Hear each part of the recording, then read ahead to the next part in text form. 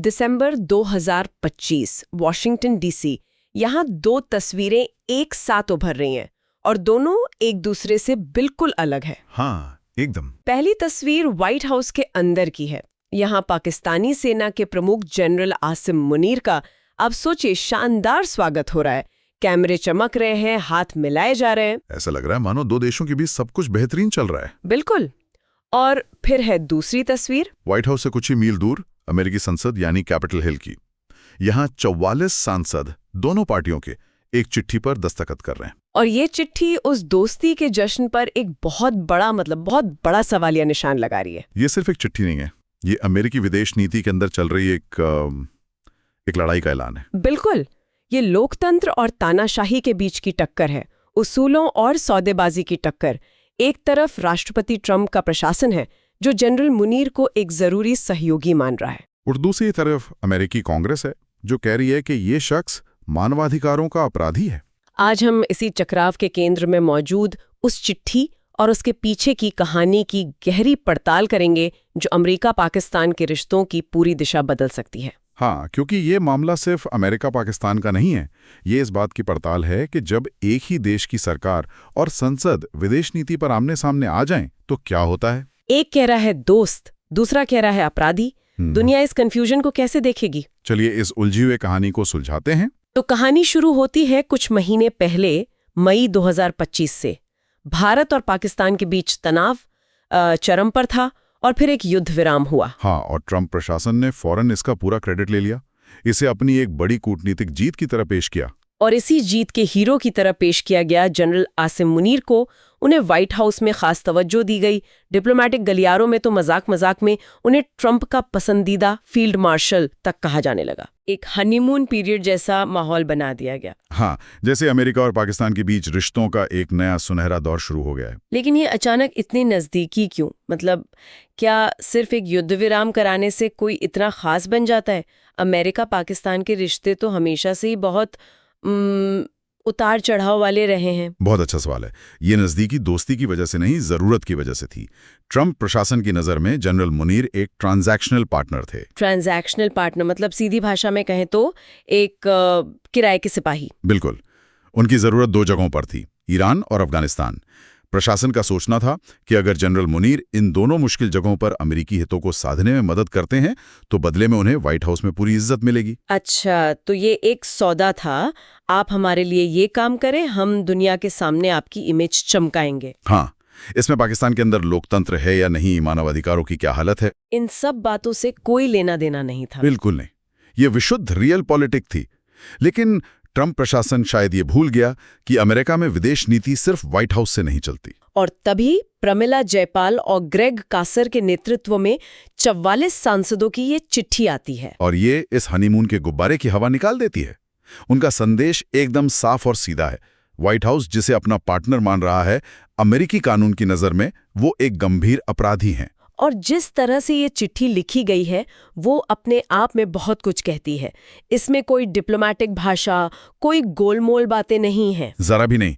इसीलिए मैं ऐसे एक खुला आरोप पत्र कह रहा हूं। खुला आरोप पत्र? हाँ, आमतौर पर ऐसी चिट्ठियों में बहुत संभलकर शब्दों का इस्तेमाल होता है, सीधे किसी का नाम नहीं लिया जाता। लेकिन ये चिट्ठी सीधे विदेश मंत्री मार्को रूबियो को लिखी गई है और इसमें साफ साफ जनरल आसिम मुनीर और प्रधानमंत्री शहबाज शरीफ का नाम लेकर उन पर इल्जाम लगाए गए हैं। ये तो एक तरह से अमेरिकी संसद का अपनी ही सरकार के खिलाफ चार्जशीट फाइल करने जैसा है। बिल्कुल। तो चलिए इन आरोपों पर एक एक करके बात करते हैं। पहला और शायद सबसे विस्फोटक आरोप है ट्रांसनेशनल रिप्रेशन का। ये सुनने में बहुत भारी शब्द लगता है।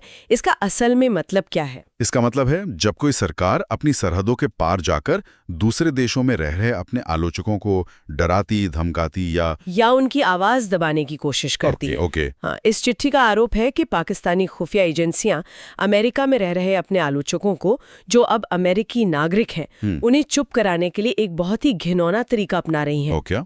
वो पाकिस्तान में रह रहे उनके बूढ़े माँ बाप, भाई बहन या दूसरे रिश्तेदारों को अगवा कर रही हैं, उन्हें टॉर्चर कर रही हैं। क्या? हाँ, संदेश साफ है। अगर तुम अमेरिका में बैठकर हमारे खिलाफ बोलना बंद नहीं करोगे तो पाकिस्तान में तुम्हारा परिवार भुगतेगा। एक मिनट, ये तो अविश्वसनीय है।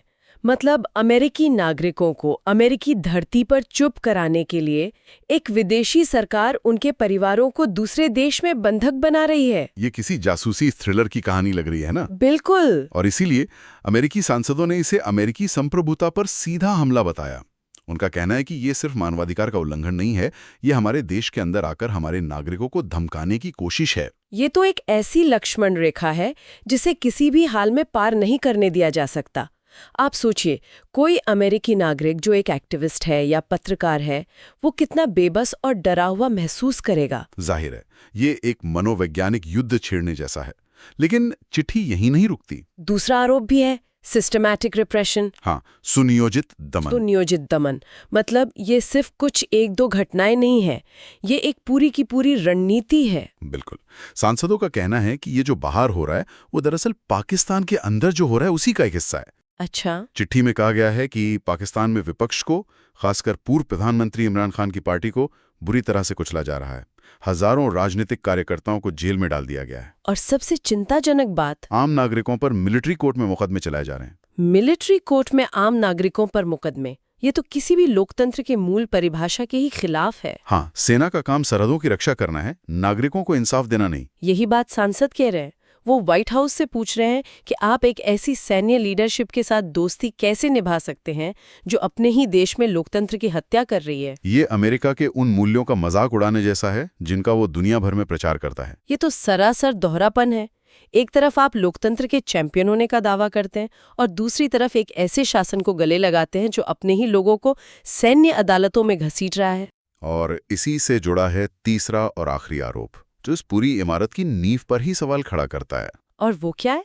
ये आरोप 2024 के पाकिस्तानी चुनावों में हुई जबरदस्त धांधली से जुड़ा है। अच्छा, चुनाव में धांधली? हाँ, सांसदों का तर्क है कि जिस सरकार और जिस सैन्य नेतृत्व के साथ ट्रंप प्रशासन डील कर रहा है, वो खुद एक चोरी के मैंडेट पर बैठे हैं। वो जनता के असली प्रतिनिधि हैं ही नहीं। तो अगर चुनाव ही सवालों के घेरे में है तो उस चुनाव से बनी सरकार की वैधता भी सवालों के घेरे में है। बिल्कुल। और अगर सरकार ही वैध नहीं है तो उसके साथ किए गए समझौते कितने मजबूत हो सकते हैं? ये तो पूरे पार्टनरशिप को ही खोखला बना देता है। एकदम सही। तो ये तीन आरोप मिलकर एक बहुत ही शक्तिशाली नैरेटिव बनाते हैं। एक ऐसा शासन जो देश के बाहर अपने आलोचकों को आतंकित करता है, देश के अंदर लोकतंत्र को कुचलता है, और जो खुद एक धांधली भरे चुनाव की उपज है।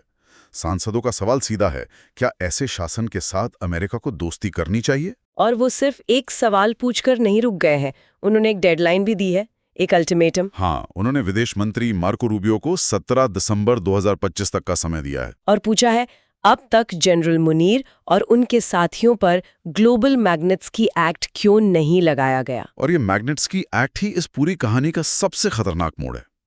ये इस चिट्ठी का आप कह सकते हैं ब्रह्मास्त्र है। तो ये ग्लोबल मैग्नेट्स्की एक्ट आखिर है क्या?